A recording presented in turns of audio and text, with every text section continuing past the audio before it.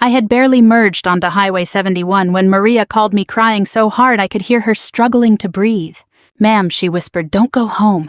Pull over and check the cameras." I felt my hands tighten around the steering wheel. "What happened?" "Please, just look." There are moments when your body understands danger before your mind does. Mine did then. I took the next exit, pulled into the parking lot of a closed barbecue place, and stopped beneath a faded sign advertising brisket by the pound. My in-laws had been inside Austin Bergstrom Airport less than 20 minutes earlier, smiling beside their matching blue suitcases. They were headed to Seattle supposedly before boarding an Alaskan cruise. My mother-in-law Judith had hugged me longer than usual. "Take care of yourself, Rachel," she'd said. At the time I thought she was being kind. I was 44 years old, a captain in the United States Army, and stationed at Fort Cavazos. I had spent 22 years learning how to stay calm when plans fell apart. I had handled convoy delays, missing equipment, and young soldiers calling home with bad news. But sitting in that parking lot with my phone in my hand, I felt like I had forgotten how to breathe. I opened the security app. The first camera showed our front porch in Killeen, empty. The second showed the kitchen. Nothing. Then I tapped the living room feed.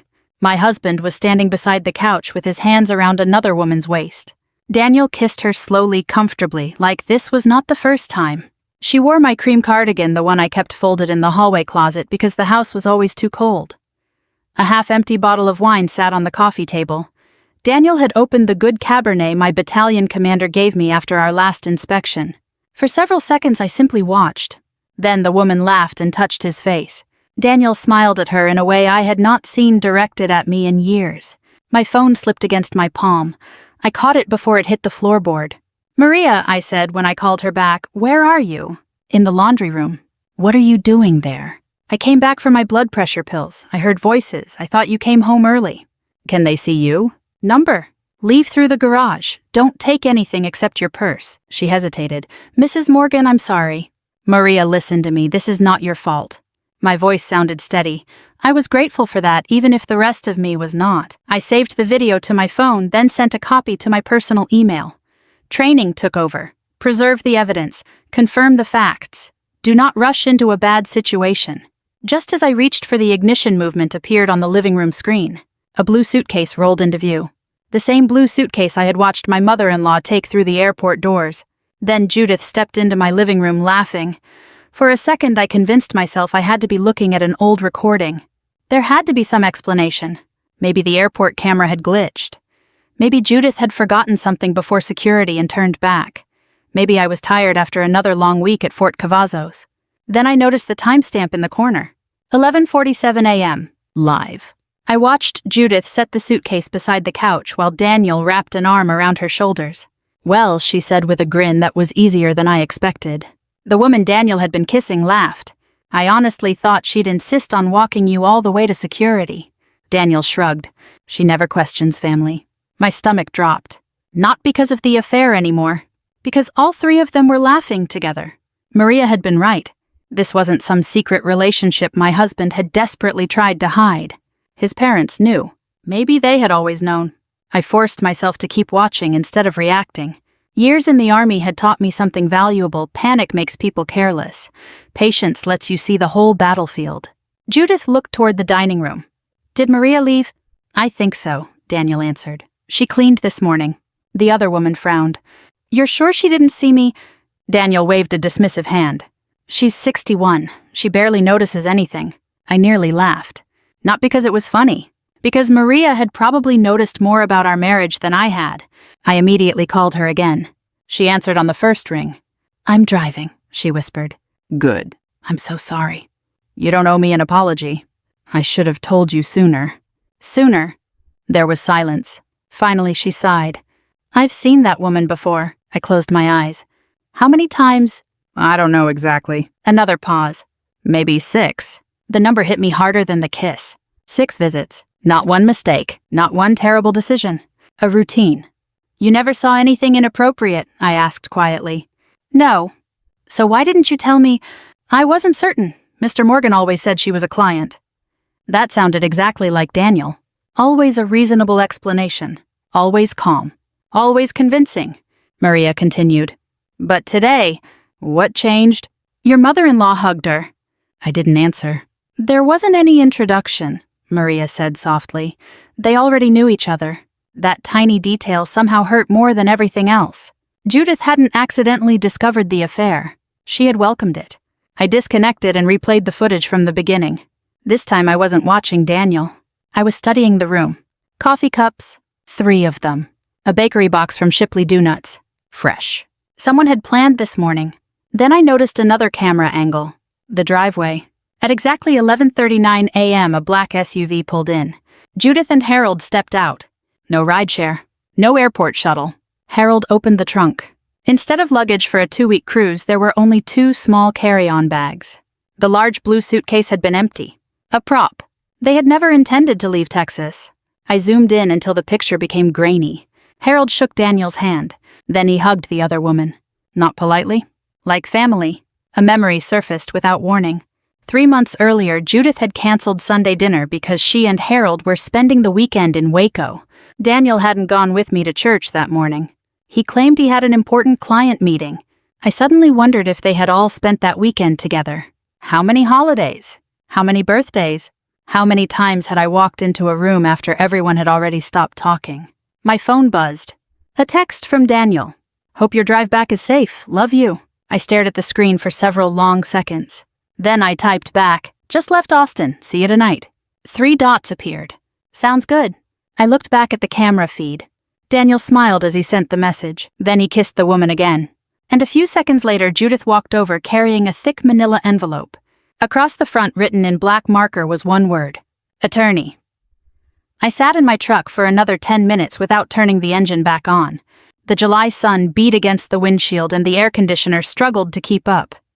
Around me, people came and went from the barbecue restaurant as if it were any other Tuesday. A retired couple climbed into an RV. A father helped his little granddaughter into a pickup truck. Normal life carried on. Mine had quietly fallen apart. I took one slow breath and called my battalion executive officer. Sir, this is Captain Morgan. Rachel, you headed back yet? I'm running into a family emergency. I'll make the briefing remotely if that's acceptable. There was a brief pause. You've never asked for special treatment. Take care of your family. Thank you, sir.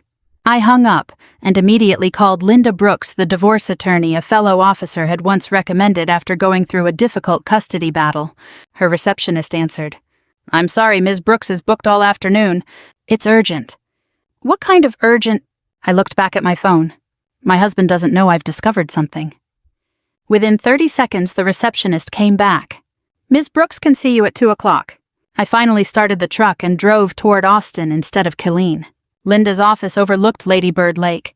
She was probably in her early 60s, calm, neatly dressed, and carried herself with the confidence of someone who had seen every kind of divorce imaginable. She listened without interrupting while I showed her the camera footage.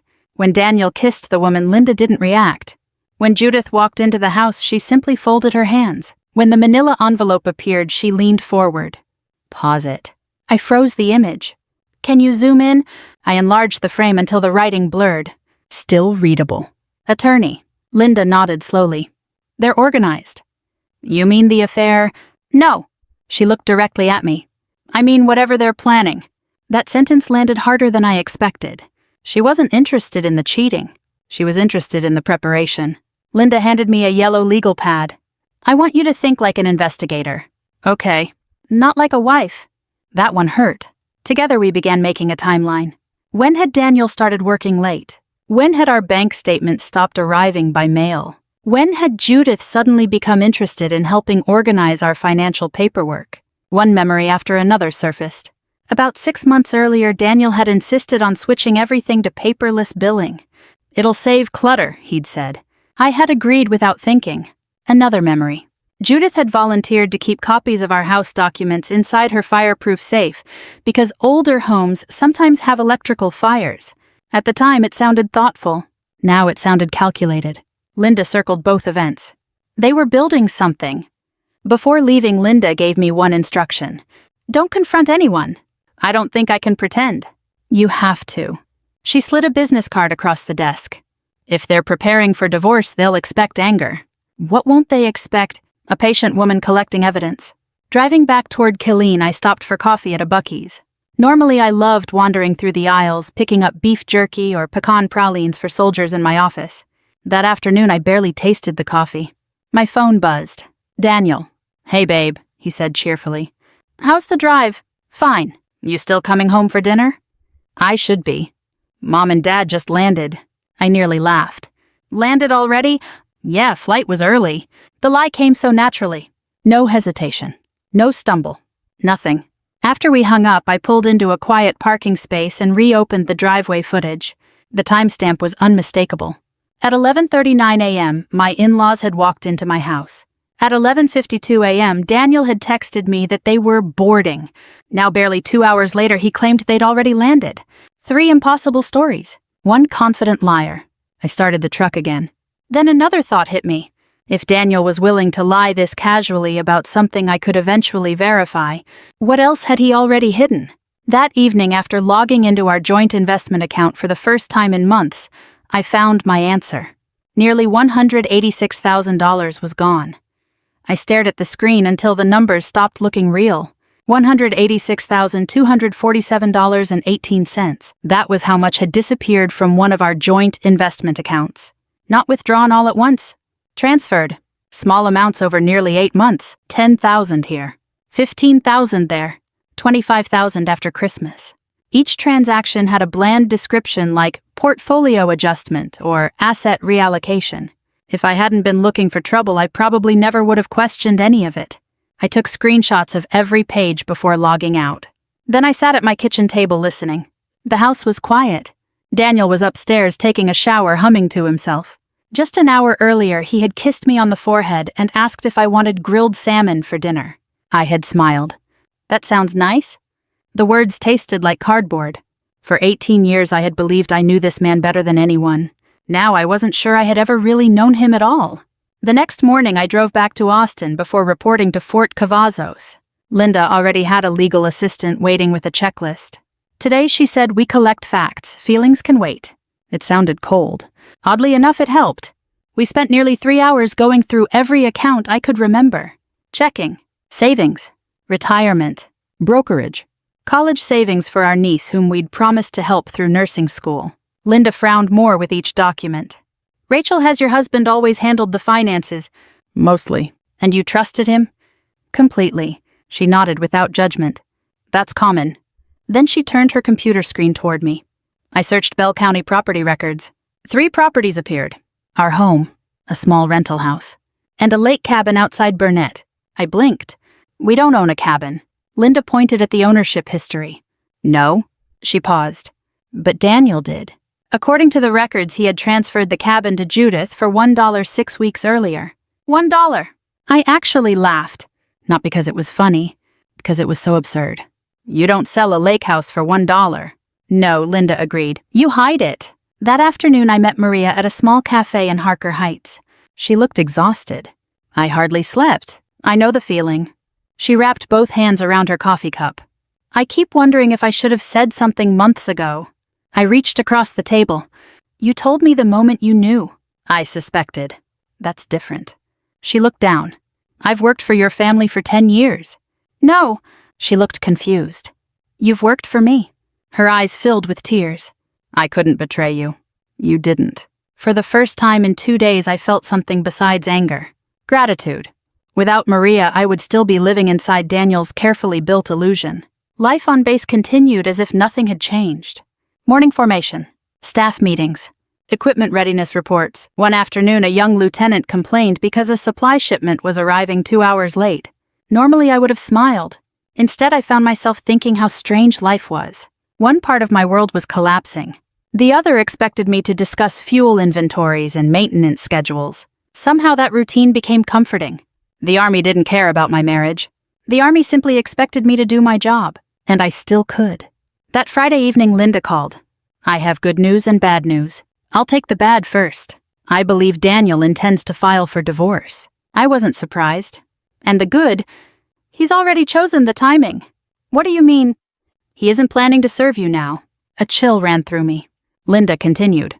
"He's waiting until after your 6-week training deployment to Fort Irwin next month." I closed my eyes. Of course. He wanted me hundreds of miles away while he emptied the house. He thought distance would leave me too overwhelmed to fight back. Linda's voice softened. Rachel, yes. I don't think he realizes you've already changed the game. I looked out the office window toward the parade field. Neither did I. But I intended to. For the next 2 weeks, I lived 2 different lives. At home, I smiled over dinner-folded laundry beside Daniel and listened as he complained about traffic clients and the Texas heat. We watched old episodes of Blue Bloods in the evenings like we always had. Sometimes he'd reach for my hand. I let him, not because I'd forgiven him, because I needed him to keep believing I knew nothing. During the day, though, I was building a timeline with Linda. Every receipt, every property record, every bank transfer, every lie. It felt less like preparing for a divorce and more like putting together a 1,000-piece puzzle without the picture on the box. One Thursday afternoon, Linda called while I was eating lunch outside headquarters at Fort Cavazos. I think I found what they've really been hiding. I set my sandwich down. Worse than the affair, much worse. By the time I reached her office, she already had several folders spread across the conference table. She pushed one toward me. Read this. It was a sworn statement Daniel had filed months earlier while refinancing one of his business loans. Halfway down the second page, I found the sentence. My wife is frequently absent due to military obligations and has effectively abandoned the marital relationship. I stared at it. I never abandoned him. I know. I've deployed twice in 18 years. Linda nodded, and both deployments were less than 9 months. I kept reading. Daniel claimed he managed the household alone. He claimed I had chosen the army over my family. He claimed he expected our marriage to end years ago. None of it was true. My eyes burned. Not because I wanted to cry. Because I suddenly realized how long he had been rewriting our story. That evening I drove to our church in Killeen. Not for a service, just to sit quietly for a few minutes. Pastor Allen happened to walk through the fellowship hall. Rachel. He smiled warmly before noticing my expression. Everything all right? I almost said yes. Instead, I asked a question. Has Daniel ever talked to you about our marriage? His smile faded. A little. What did he say? He hesitated. I probably shouldn't. It's important. Pastor Allen sighed. He told me military life had changed you. I stayed silent. He said you were never home. Another pause. He asked us to pray that you'd find your way back to your family. The words landed harder than I expected. Not because strangers believed them. Because people I respected had been quietly praying for a problem that never existed. Daniel hadn't just lied to me. He had lied about me. The next morning, Linda called again. I have something else. I'm almost afraid to ask. You remember the lake cabin? Yes. I found where some of the missing money went. She emailed several documents. Over $140,000 from our investment account had paid for renovations. A new dock, a remodeled kitchen, custom furniture. Every invoice had been issued before ownership quietly transferred to Judith. So I helped pay for a house that isn't even legally ours anymore. Exactly. I leaned back in my chair. For a moment, anger almost got the better of me. I wanted to drive home. I wanted to throw Daniel's clothes into the yard. I wanted to demand answers. Instead, I remembered something an old first sergeant once told me during a field exercise. Never move before you understand the whole battlefield. He wasn't talking about marriage, but the advice still fit. That weekend, Daniel suggested we host a family barbecue after Judith and Harold returned from their vacation. Vacation. The word almost made me laugh. Sounds nice, I said. They've missed you. I'm sure they have. Daniel smiled. You know, Mom says you've been distant lately? I looked him straight in the eyes. Has she? He nodded without the slightest hint of guilt. Then he kissed my forehead and walked into the kitchen. A minute later, my phone buzzed. It was Linda. Just one sentence. We found someone willing to talk, and it's not who you think. I had no idea that the person about to change everything wasn't Daniel's accountant. It was the woman he'd been risking our marriage for. I expected Daniel's mistress to slam the door in my face. Instead, she answered my phone call with one exhausted sentence. I've been wondering when you'd find me. Her name was Emily Carter. She was 38, worked as a pharmaceutical sales representative out of Waco, and sounded nothing like the woman I'd imagined over the past few weeks. She sounded tired. Linda had arranged the meeting in her office so neither of us would feel ambushed. When Emily walked in, she looked nervous enough to leave. She stopped a few feet away from me. I'm sorry. There wasn't a speech. There weren't excuses. Just 2 words. I nodded toward the chair across from me. Please sit. For several seconds, neither of us spoke. Finally, Emily broke the silence. I didn't know. I looked at her carefully. You knew he was married. Yes. Then what didn't you know? Her eyes filled with tears. I didn't know he was still your husband. I frowned.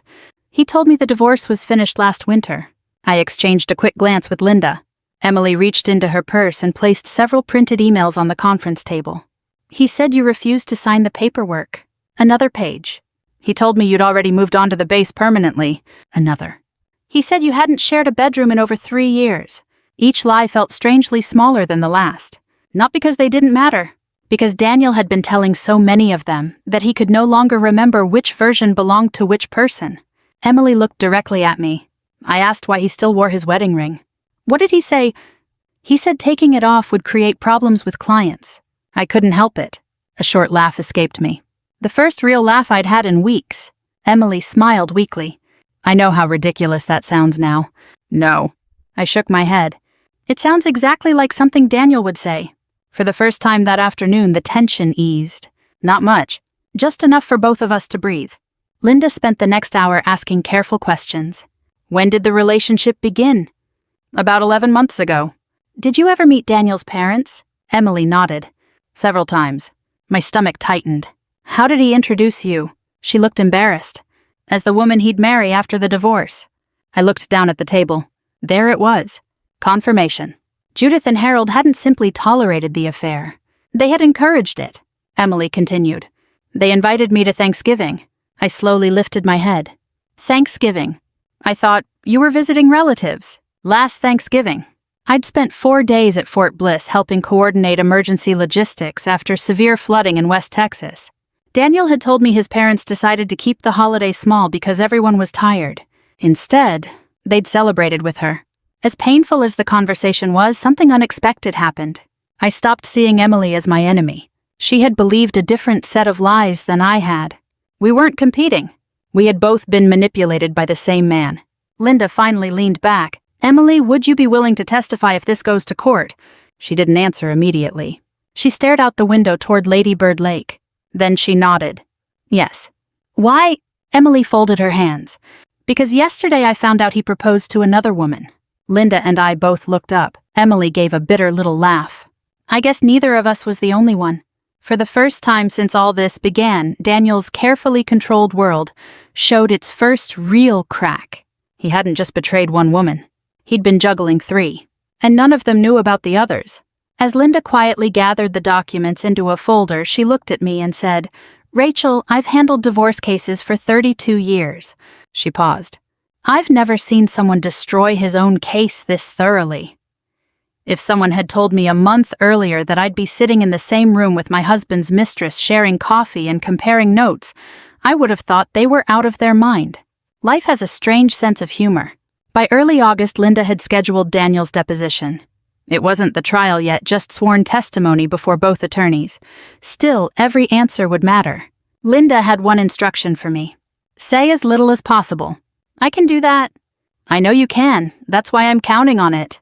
The deposition took place in a plain conference room in downtown Austin. Fluorescent lights buzzed overhead. A court reporter sat quietly in one corner, her fingers already resting on the stenotype machine. Daniel walked in wearing his favorite navy sport coat, the one I'd bought him for our 15th anniversary. He smiled as if we were meeting for lunch. Rachel. Daniel. He pulled out a chair across from me. You look good. I've been sleeping better. That caught him off guard. For just a second. Then his smile returned. His attorney began with routine questions. Marriage. Employment. Income. Property. Daniel answered smoothly. He'd obviously rehearsed. Then Linda stood. Mr. Morgan, when did your relationship with Emily Carter begin? Daniel barely blinked. I don't know anyone by that name. Linda didn't react. She simply slid a color photograph across the table. It showed Daniel and Emily walking hand in hand through the farmer's market in Georgetown. The timestamp was from 10 months earlier. Daniel cleared his throat. She's a business acquaintance. Linda placed another photograph beside it. Dinner at a steakhouse in Round Rock. Another. A weekend at Lake Travis. Another. Daniel kissing Emily outside a hotel. His attorney rubbed his forehead. Daniel shifted in his chair. I may have socialized with her. Linda nodded politely. while telling her your divorce had already been finalized. I never said that. Without a word, Linda pressed a button on a small speaker. Emily's recorded voice filled the room. Daniel told me the divorce was finished before Christmas. Then Daniel's own voice answered. I know, I just haven't taken the ring off yet. The room went silent. His attorney slowly closed his legal pad. The questions continued. Did you transfer ownership of the Burnett County cabin to your mother? Yes. For $1. It was a gift. Were marital funds used to renovate that property? I don't recall. Linda handed him 6 invoices totaling more than $140,000. Each carried his electronic signature. Again. I don't recall. The court reporter never looked up. She simply kept typing. Then came the moment none of us expected.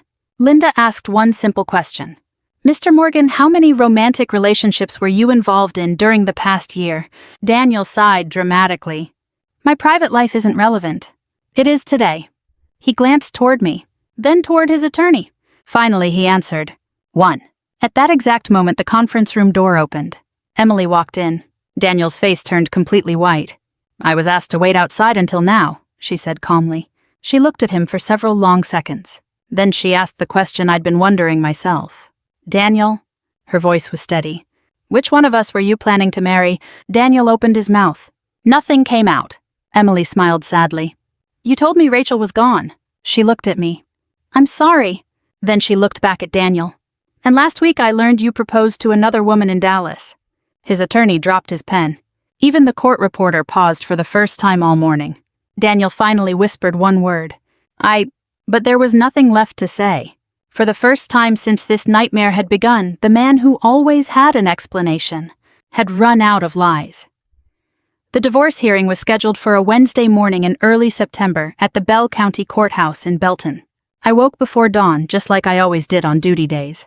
For a few minutes I sat on the edge of my bed listening to the quiet house. It felt strange knowing this would probably be the last morning Daniel and I would ever spend under the same roof. Not because I wanted him to stay, because I never imagined 18 years of marriage would end inside a courtroom. I put on my Army service uniform with the same care I used before promotion ceremonies. Every ribbon, every button, every crease. Not because I wanted to impress anyone, but because that uniform represented something Daniel had spent months trying to destroy my integrity. When Linda met me outside the courthouse, she smiled. You ready? As ready as I'll ever be. You don't have to win every argument today. I know. You only have to tell the truth. Those words stayed with me all morning. Inside the courtroom, Daniel was already seated beside his attorney. He looked confident, almost relaxed. Judith and Harold sat directly behind him. Judith wouldn't even look at me. Harold managed a brief nod before lowering his eyes. I wondered if he felt ashamed, or simply defeated. Judge Eleanor Watkins entered exactly at 9 o'clock. She had silver hair, reading glasses balanced low on her nose, and the calm voice of someone who had spent decades listening to people explain why none of their bad decisions were really their fault. After several procedural matters, testimony began. Linda called Maria first. Maria looked terrified. She'd never testified in court before. Judge Watkins smiled kindly. Take your time. Maria described returning to the house for her medication. She explained hearing voices, then seeing Daniel kissing another woman. She never exaggerated. She never guessed. She simply answered each question honestly. When Daniel's attorney tried to suggest she'd misunderstood what she'd seen, Maria quietly replied, I cleaned that house every week for 10 years. She looked directly at him. I know the difference between greeting someone and kissing them. A few people in the courtroom smiled. Even the judge's expression softened for a moment. Next came Emily. She admitted the affair without trying to excuse herself. I made mistakes, she said. I believed a man who lied to both of us. Then Linda introduced dozens of text messages, emails, photographs, financial records. Every piece fit together, like pages from the same story. Daniel became noticeably quieter. Finally, Linda requested permission to display the home security footage. The courtroom lights dimmed. The video appeared on a large monitor. Everyone watched silently as Daniel wrapped his arms around Emily inside our living room. Then came another clip. Judith walking inside, smiling, laughing, handing Daniel the envelope labeled attorney. No one spoke. Another clip followed. Harold helping carry boxes from the garage into his truck over several weekends. Then bank records showing property transfers during the same period. The evidence wasn't dramatic. It was methodical, and somehow that made it even more powerful. Daniel finally took the stand. His attorney tried to repair the damage. Mr. Morgan, were these financial decisions made in good faith? Yes. Did you intend to harm your wife? No. Linda stood for cross-examination. Mr. Morgan, she held up his phone records. Would you please explain why you texted Captain Morgan that your parents had safely landed in Seattle? She paused. While security footage shows all three of you eating takeout in her dining room, the courtroom became so quiet I could hear the air conditioning. Daniel looked toward his attorney, toward his parents, toward me. For the first time since this began, he had nowhere left to hide. Judge Watkins didn't announce her decision that morning. Instead, she recessed for lunch and told both attorneys she would return at 1:30 with her ruling. Those 2 hours felt longer than the previous 2 months combined. Linda and I walked across the street to a small diner called The Gin at Nolan Creek. I'd eaten there once after a military ceremony years earlier, but I couldn't remember a thing about the food. The waitress brought sweet tea and asked if we wanted to hear the specials.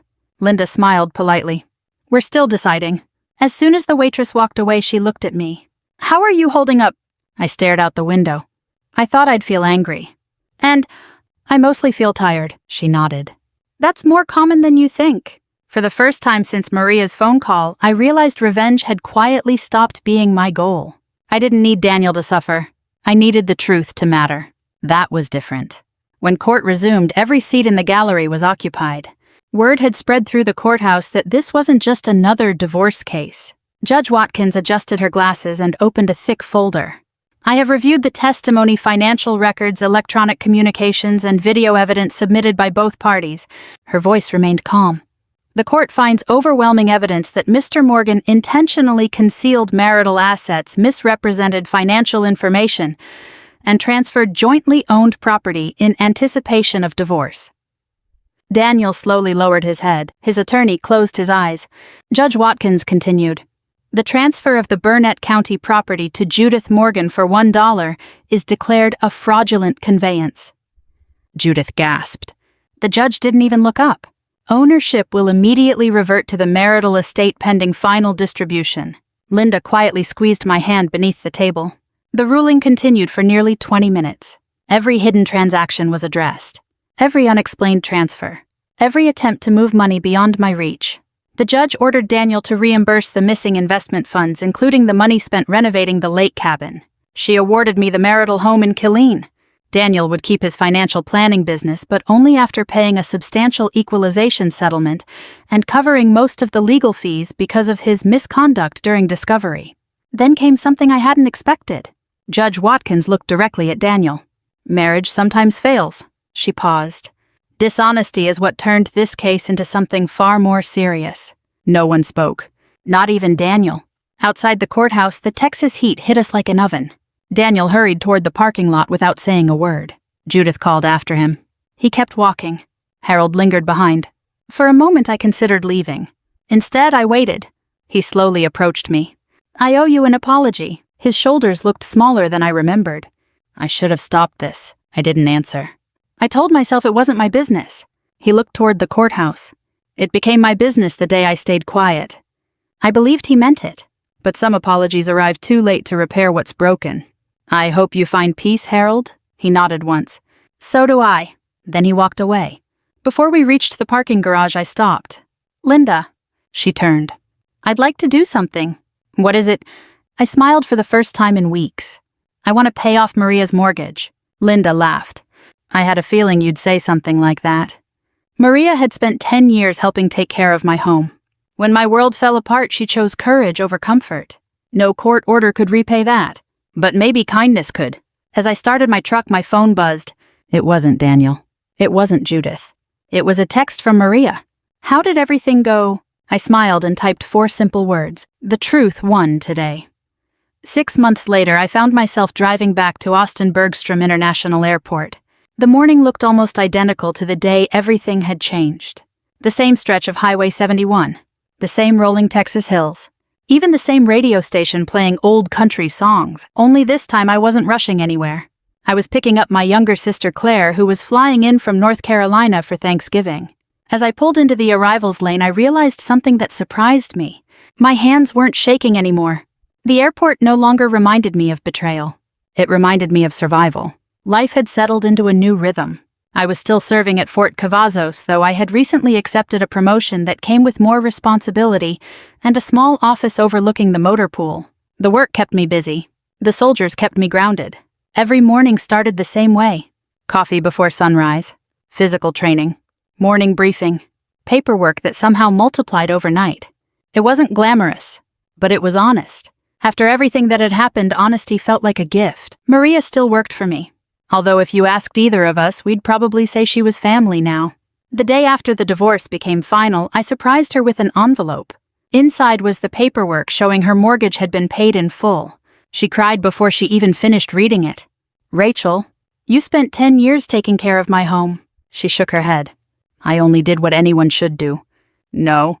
I smiled. "You did what many people are afraid to do. You told the truth." She hugged me so tightly I thought we might both fall over. To this day, she still insists on bringing homemade tamales every Christmas Eve. I still pretend to argue about it. She still ignores me. Some traditions are worth keeping. As for Daniel, I stopped checking on his life. Not because I forgave him, because I no longer needed to know. I heard bits and pieces through mutual friends. His financial planning business lost several longtime clients after the divorce became public. The lake cabin was sold. He moved into a small apartment outside Temple. Whether he found happiness after that, I honestly don't know. And for the first time in a long while, I realized I didn't care. That wasn't bitterness. It was freedom. One Saturday each month, I began volunteering with a support group for military spouses going through divorce. I never stood at the front of the room pretending to have all the answers. I simply told my story. Sometimes we'd laugh. Sometimes we'd cry. Sometimes we'd sit in comfortable silence because everyone understood without needing many words. One afternoon, a woman about my age stayed behind after the meeting. She quietly asked, "How did you stop wanting revenge?" I thought about that for a moment. I didn't. She looked confused. "I just realized revenge wasn't what I really wanted." "What did you want?" "The truth." I smiled, and once the truth had a chance to speak for itself, I didn't have to carry the anger anymore. She nodded slowly. I think she understood. As I watched Claire walk out of the terminal with her suitcase, she waved both arms like she always had since we were kids. I laughed and waved back. Life wasn't perfect. It never would be, but it was peaceful. Looking back, I understand something I couldn't see that day in the parking lot when Maria told me to check the cameras. The video didn't destroy my life. It revealed the truth before even more years were lost. Sometimes the hardest moments become the ones that quietly set us free. If you've ever had a moment when the truth changed the direction of your life, I'd love to hear your story in the comments. Thank you for spending this time with me today. Until next time, take good care of yourself and never underestimate the quiet strength that comes from choosing honesty over anger. The end.